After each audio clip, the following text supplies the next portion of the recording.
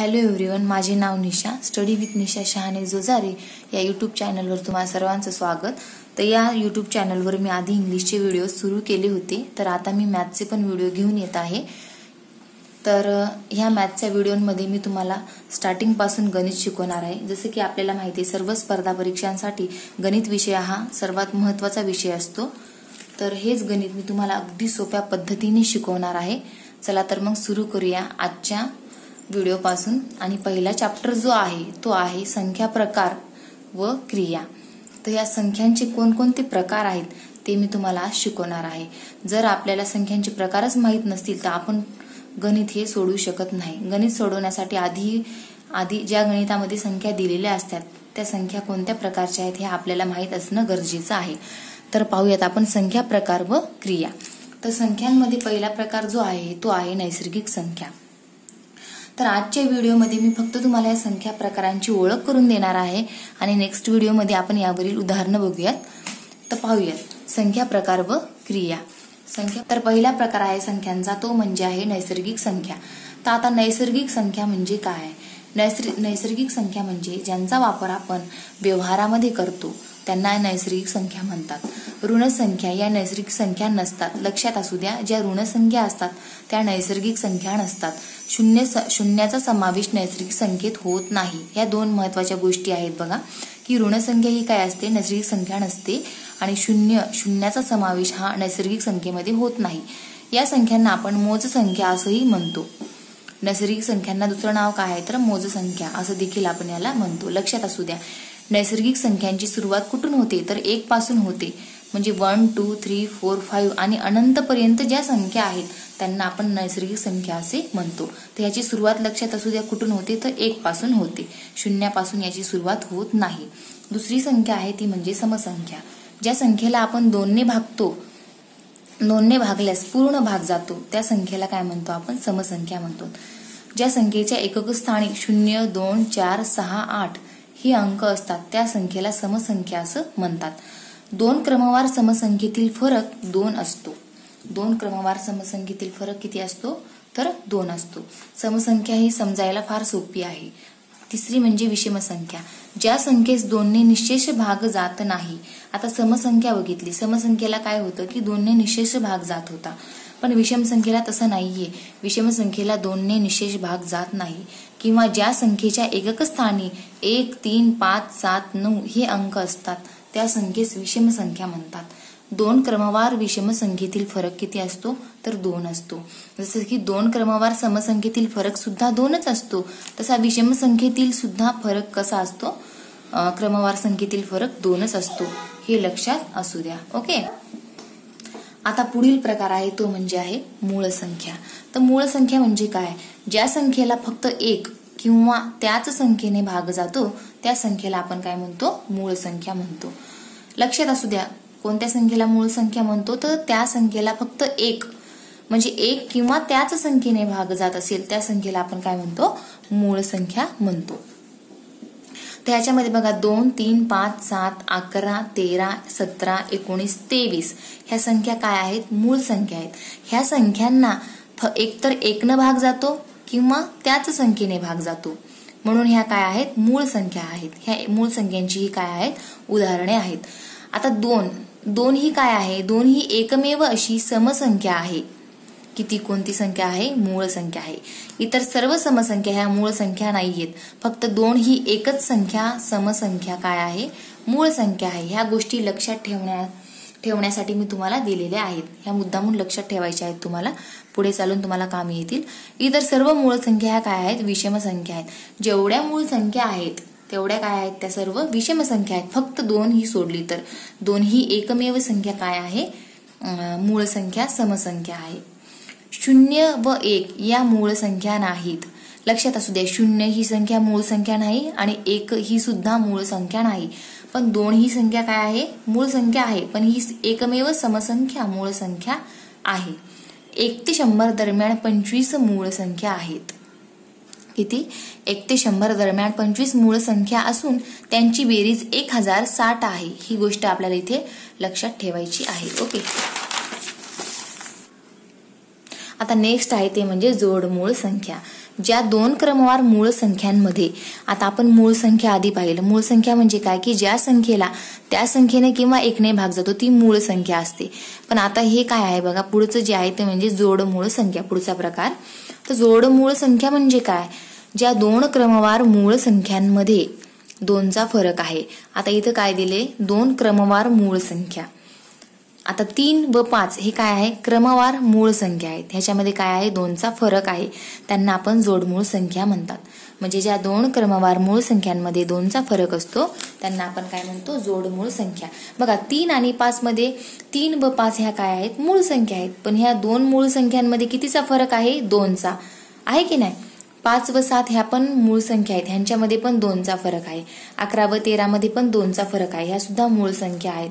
17 व 19, 29 व 31, 41 व 43, 59, 61, 71, 73 या सगळ्या काय आहेत, मूळ संख्या आहेत. पण या मूळ संख्यांमध्ये काय आहे, 2चा फरक आहे. म्हणून ह्यांना आपण काय म्हणतो, जोडमूळ संख्या. याला काय म्हणतो आपण, जोडमूळ संख्या. तर या एकूण 8 जोडमूळ संख्यांच्या जोड्या 1 ते 100 दरम्यान आहेत, हे लक्षात असू द्या. पुढचा प्रकार जो आहे तो आहे संयुक्त संख्या. आता संयुक्त संख्या म्हणजे काय, तर दोन संख्यांच्या गुणाकारातून निर्माण होणारी संख्या म्हणजे संयुक्त संख्या होय. दोन संख्यांच्या गुणाकारातून, जेव्हा दोन संख्यांचा आपण गुणाकार करतो आणि त्याचं जे उत्तर येतं त्याला काय म्हणतो आपण, संयुक्त संख्या म्हणतो. ओके, दोन संख्यांच्या गुणाकारातून निर्माण होणारी संख्या म्हणजे संयुक्त संख्या होय. थोडक्यात मूळ संख्या व्यतिरिक्त इतर सर्व नैसर्गिक संख्या म्हणजे संयुक्त संख्या असतात. आता सगळ्या ज्या मूळ संख्या सोडून द्यायच्यात आपण, आणि जर मूळ संख्या ज्या सोडलेल्या आहेत त्या उरलेल्या सगळ्या संख्या कोणत्या आहेत, संयुक्त संख्या आहेत. फक्त ह्याच्यामध्ये काय, एकही मूळ संख्याही नाहीये आणि एकही मूळ संख्याही नाहीये आणि संयुक्त संख्याही नाही. ही गोष्ट आपल्याला इथं लक्षात ठेवायची आहे. ओके, एक ही संख्या काय आहे, मूळही नाही आणि संयुक्तही नाही. ही गोष्ट तुम्ही इथे लक्षात असू द्या. 1 ते 100 दरम्यान 74 संयुक्त संख्या आहेत. कशा आहेत त्या पाहिलं का तुम्ही, लक्षात आलं का तुमच्या. 1 ते 100 दरम्यान किती, 74 संयुक्त संख्या आहेत. संयुक्त संख्या म्हणजे काय, दोन संख्यांचा जेव्हा आपण गुणाकार करतो आणि त्याचं जे उत्तर येतं त्या संख्येला, त्या उत्तराला आपण संयुक्त संख्या असं म्हणतो. मग आता 1 ते 100 दरम्यान 74 संयुक्त संख्या आहेत. कारण 1 ते 100 दरम्यान 25 मूळ संख्या, आपल्यालाही माहिती आहे, मी आधीच तुम्हाला सांगितलं 1 ते 100 दरम्यान किती मूळ संख्या आहेत, तर 25 ह्या मूळ संख्या आहेत. आणि नंतर नेक्स्ट आपण काय शिकलं, पुढे काय शिकलं, तर एकही मूळ संख्याही नाही आणि संयुक्त संख्याही नाही. म्हणून ह्याच्यामधून काय झालं, एकही संख्या काय झाली, गाळली गेलेली आहे. म्हणून एक ही संयुक्त संख्या नाही. म्हणून 100 - 25 - 1 किती झालं, 74. म्हणून म्हणजेच ह्या 100 मधून काय झालं, -25 ज्या होत्या त्या मूळ संख्या आणि एक ही मूळही नाही, एक ही संख्या काय मूळही नाही आणि संयुक्तही नाही. म्हणून काय झालं, 100 मधून 25 आणि 100 मधून 25 आणि 1 आपण मायनस केलं तर किती झालं, 74 ही आन्सर आलेलं आहे. तर 74 या संख्या काय आहेत, संयुक्त संख्या आहेत 1 ते 100 दरम्यान. आता नेक्स्ट बघूया आपण पूर्ण संख्या. तर पूर्ण संख्या, शून्य नैसर्गिक संख्या मिळून पूर्ण संख्यांचा समूह तयार झाला आहे. शून्यापासून जेव्हा नैसर्गिक संख्या असते, हो की नाही, नैसर्गिक संख्या तुम्हाला आता माहित झाली की कशाला म्हणतात. नैसर्गिक संख्या म्हणजे 1 पासून सुरुवात होती, 1 पासून क्रमवार ज्या संख्या आहेत त्यांना आपण काय म्हणतो, नैसर्गिक संख्या म्हणतो. पण ह्याच्यामध्ये शून्य ऍड केलेला आहे. तर शून्यापासून 0, 1, 2, 3 अनंत पर्यंत ज्या संख्या सुरू होतात त्यांना आपण काय म्हणतो, पूर्ण संख्या असं म्हणतो. आता विरुद्ध संख्या, विरुद्ध संख्या म्हणजे काय, तर परस्पर विरुद्ध चिन्ह असणाऱ्या समान किमतीच्या संख्या म्हणजे विरुद्ध संख्या होय. खूप सोपं आहे बघा. 5 ची विरुद्ध संख्या -5, ऋण 11 ची विरुद्ध संख्या धन 11. ओके, म्हणजे इथं ऋण चिन्ह द्यायचं आपल्याला फक्त आणि त्याची काय होती मग विरुद्ध संख्या तयार होती. 5 ची विरुद्ध संख्या, इथं मायनसचे चिन्ह दिलं आपण, काय तयार झाली, ऋण 5. 5 ची विरुद्ध संख्या ऋण 5 आणि ऋण 11 ची विरुद्ध संख्या +11. ओके, आता हे बघा, 0 ची विरुद्ध संख्या काय, 0. ओके, आता बेरीज व्यस्त.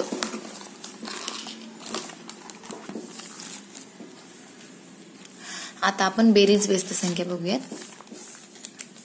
बेरीज व्यस्त संख्या म्हणजे काय, तर बेरीज व्यस्त संख्या म्हणजे धनच्या संख्येचे ऋण करणे. म्हणजे धन जर संख्या दिलेली असेल तर त्याला आपल्याला काय करायचे, फक्त ऋण करायचे. 9 ची बेरीज व्यस्त कोणची, -9. 9 हे काय, धन 9 आहे. म्हणजे इथं चिन्ह दिलं नाही पण समजून घ्यायचं की हे काय, हे 9 धन आहे आणि ही याची बेरीज व्यस्त कोणती असणार आहे, ऋण 9. वजाबाकी व्यस्त म्हणजे काय, तर ऋणच्या संख्येचे आपल्याला इथं काय करायचे, धन करायचे. वजाबाकी व्यस्त जर करायला सांगितलं तर -11 जर दिलेलं असेल तर त्याचा आपल्याला फक्त काय करायचंय, धन 11 करायचे, म्हणजे +11 करायचे. ओके. आता पूर्णांक संख्या पुढचा जो आहे प्रकार तो आहे पूर्णांक संख्या. तर पूर्णांक संख्या म्हणजे काय लक्षात असू द्या.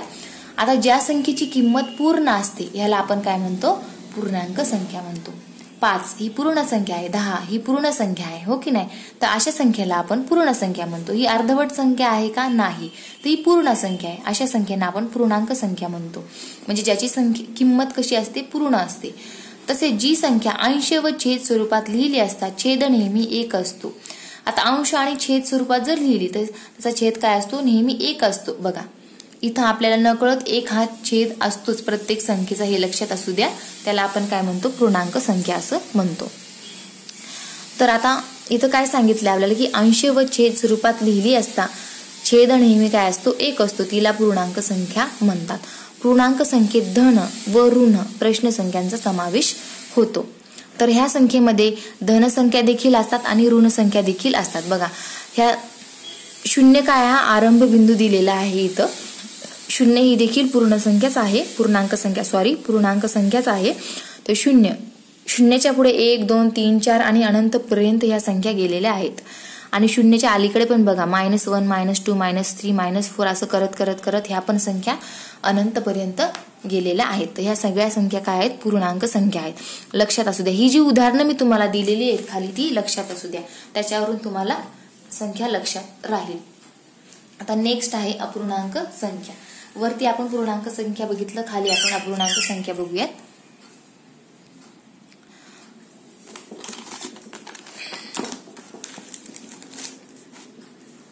अपूर्णांक संख्या ज्या संख्येची किंमत अपूर्ण असते. वर आता आपण बघितलं की ज्या संख्येची किंमत पूर्ण असते त्याला पूर्णांक संख्या, पण ज्या संख्येची किंमत काय असते, अपूर्ण असते, त्याला अपूर्णांक संख्या असं म्हणतात.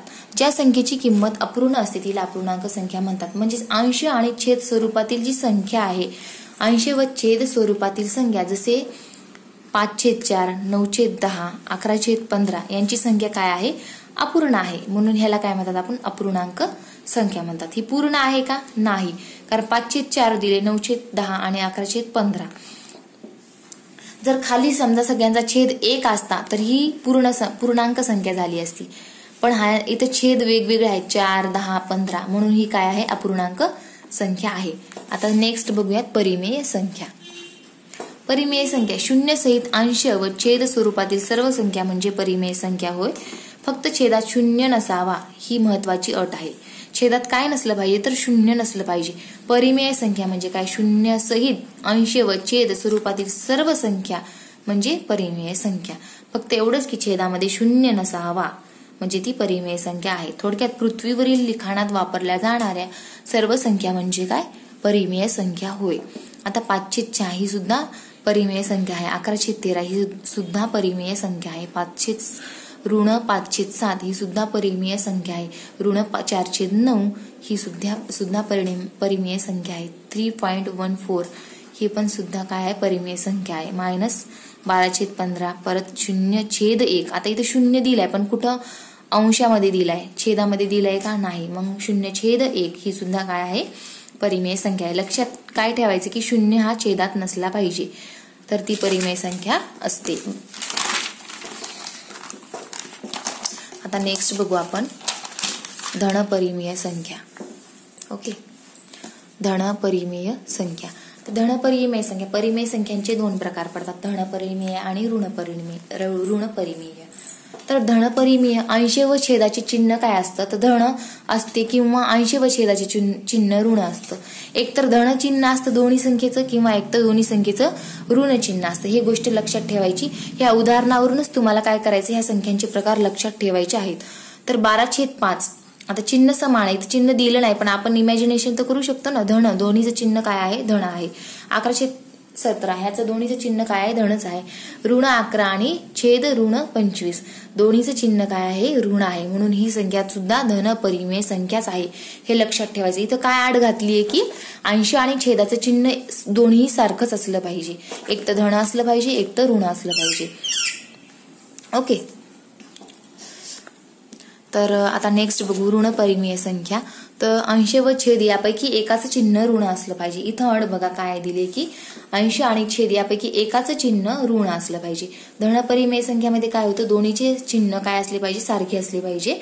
पण इथं तसं नाहीये. इथं अंश व छेद यापैकी एकाचं चिन्ह ऋण असलं पाहिजे. ऋण 5/12, 11/13, ऋण 7/4, 25/16 हे इथे एकच चिन्ह दिलेलं आहे. मग आता हे खालचेच असू शकतं किंवा वरचेच असू शकतं. ऋण 10/13. ओके. तर इथं एकच चिन्ह दिले, 2 दिले असते तर आपण काय ऋण 2 दिलं असतं तर आपण धन समजलं असतं. ओके. तर व्यस्त संख्या नेक्स्ट आहे आपलं व्यस्त संख्या. तर व्यस्त संख्या म्हणजे काय, तर ज्या 2 परिमेय संख्यांचा गुणाकार, आता आपण आधी बेरीज व्यस्त आणि वजाबाकी व्यस्त बघितलं, आता आपण इथं गुणाकार व्यस्त बघणार आहोत. ज्या 2 परिमेय संख्यांचा गुणाकार 1 येते त्यांना एकमेकींच्या गुणाकार व्यस्त म्हणतात. आता इथं बघा एक्झाम्पल 3/4. 3/4 ची गुणाकार व्यस्त काय 4/3. 5/6 ची 6/5. 7/8 ची 8/7. ओके. म्हणजे फक्त काय करायचं, आपल्याला 3/4 दिलं तर ह्याचं फक्त उलट करायचं, वरती 4 घ्यायचं आणि खाली 3 घ्यायचं. बघा वरती 4 आणि खाली 3. गुणाकार व्यस्त संख्या असेल तर अंश आणि छेद या संख्यांची आपल्याला काय करायची, फक्त आदला बदल करायची. मग आपल्याला गुणाकार व्यस्तची संख्या मिळून जाते. ओके. आता नेक्स्ट आहे अपरिमेय संख्या. ज्या संख्येचे उत्तर काढण्यासाठी लॉग टेबल किंवा कॅल्क्युलेटर वापरावे लागते, म्हणजे ज्याचे उत्तर गणिती प्रक्रियेने येत नाही त्या अपरिमेय संख्या म्हणतात, त्यांना अपरिमेय संख्या असं म्हणतात. अपरिमेय संख्यांची बेरीज किंवा वजाबाकी करता येत नाही. लक्षात असू द्या, इथं महत्वाचा पॉईंट आहे, बेरीज आणि वजाबाकी अपरिमेय संख्यांची करता येत नाही. आणि कशाला म्हणतात अपरिमेय संख्या, की ज्यांचं उत्तर काढण्यासाठी लॉग टेबल कॅल्क्युलेटर म्हणजे ज्याचं आपल्याला उत्तर पटकन सहजासहजी निघत नाही, काढता येत नाही, अशा संख्यांना अपरिमेय संख्या म्हणतात. एक्झाम्पल दिल्यावर तुम्हाला लगेच लक्षात येऊन जाईल. 1 वर्गमुळात 2. ओके. परत वर्गमुळात 8, वर्गमुळात 11, वर्गमुळात 12. ह्या त्रिकोणी संख्या 2 क्रमवार नैसर्गिक संख्यांच्या गुणाकाराच्या निमपटीस त्रिकोणी संख्या म्हणतात. तर काय दिले आपल्याला इथे 2 त्रिकोणी संख्या म्हणजे काय, 2 क्रमवार नैसर्गिक संख्या घ्यायच्या, त्यांचा गुणाकार करायचा आणि त्यांच्या निमपटीस काय म्हणतात, त्रिकोणी संख्या म्हणतात. बघा 2 आणि 3 हे क्रमवार संख्या आहे. ह्या दोन्हींचा जर गुणाकार केला तर किती येतो, 6 येतो. 2 × 3 = 6. मग आता 6ची आपल्याला काय करायची आहे, निमपट करायची आहे. मग 6/2 करायची. कोणत्याही संख्येला 2 न भागली की त्या संख्येची आपल्याला निमपट मिळते, म्हणजे त्याच्या अर्धी संख्या आपल्याला मिळते. मग 6/2 किती आलं उत्तर, 3 आलं. 2 × 6. मग ह्याची 3 उत्तर आलं. मग 6ची निमपट किती, 3. मग 3 या संख्येला आपण त्रिकोणी संख्या म्हणतात.